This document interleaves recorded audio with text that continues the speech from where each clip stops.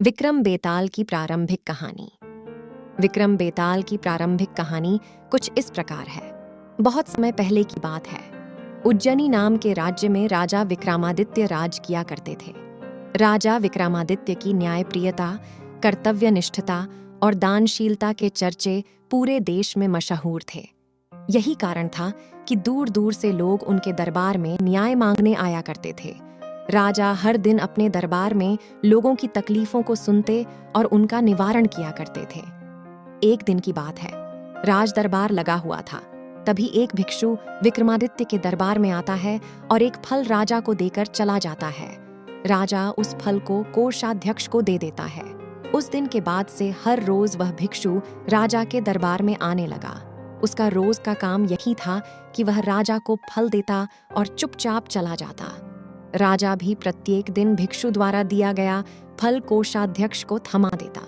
ऐसे करते करते करीब 10 साल बीत गए। एक दिन जब भिक्षु फिर राजा के दरबार में आकर फल देता है, तो इस बार राजा फल कोषाध्यक्ष को न देकर वहां मौजूद एक पालतू बंदर के बच्चे को दे देते हैं। यह बंदर किसी सुरक्षाकर्मी का था, जो छूटकर अचानक राजा के पास आ जाता है। बंदर जब उस फल को खाने के लिए तोड़ता है, तो उस फल के बीच से एक बहुमूल्य रत्न निकलता है। उस रत्न की चमक को देख राज दरबार में मौजूद सभी लोग हैरत में पड्डीडीएच जाते हैं। राजा भी यह नजारा देख आश्चर्य में पड्डीडीएच जाता है। राजा कोषाध्यक्ष को इससे पूर्व भिक्षु द्वारा दिए गए सभी फलों के बारे में पूछता है। राजा के पूछने पर कोषाध्यक्ष बताता है कि महाराज, मैंने उन सभी फलों को राजकोष में सुरक्षित रखवा दिया है।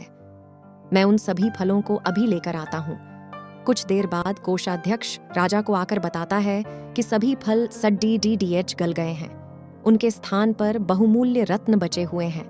ये सुनकर राजा बहुत खुश होता है और कोषाध्यक्ष को सारे रत्न सौंप देता है। अगली बार जब भिक्षु फल लेकर दोबारा विक्रमादित्य के दरबार पहुंचता है, तो राजा कहते हैं, भिक्षु, मैं आपका फल तब तक ग्रहण नहीं करूंगा जब तक आप यह नहीं बताते कि हर दिन आप इतनी बहुमूल्य भेंट मुझे क्यों अर्पित करते हैं। राजा की यह बात सुन भिक्षु उन्हें एकांत स्थान पर चलने को कहता है।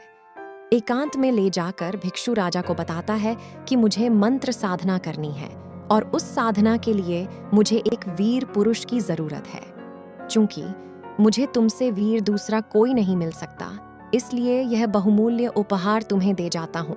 भिक्षु की बात सुन राजा विक्रमादित्य उसकी सहायता करने का वचन देते हैं। तब भिक्षु राजा को बताता है कि अगली अमावस्या की रात को उसे पास के श्मशान आना होगा, जहां वह मंत्र साधना की तैयारी करेगा। इतना कहकर भिक्षु वहां से चला जाता है। अमावस्या का दिन आते ही राजा को भिक्षु की बात याद आती है और वह वचन के अनुसार श्मशान पहुंच जाते हैं। राजा को देख भिक्षु बहुत प्रसन्न होता है। भिक्षु कहता है, हे राजन, तुम यहाँ आए। मैं बहुत खुश हुआ कि तुम्हें तुम्हारा वचन याद रहा। अब यहाँ से पूर्व की दिशा में जाओ। वहाँ एक महाश्मशान मिलेगा। उस महाश्मशान में एक शीशम का एक विशाल वृक्ष है। उस वृक्ष पर एक मुर्दा लटका हुआ है। उस मुर्दे को तुम्हें मेरे पास लेकर आना है। भिक्षु की बात सुनकर राजा सीधे उस मुर्दे को लाने चल देता है। महाश्मशान में पहुंचने के बाद राजा को एक विशाल शीशम के पेड़ पर एक मुर्दा लटका हुआ दिखाई देता है। राजा अपनी तलवार खींचता है और पेड़ से बंधी डोर को काट देता है।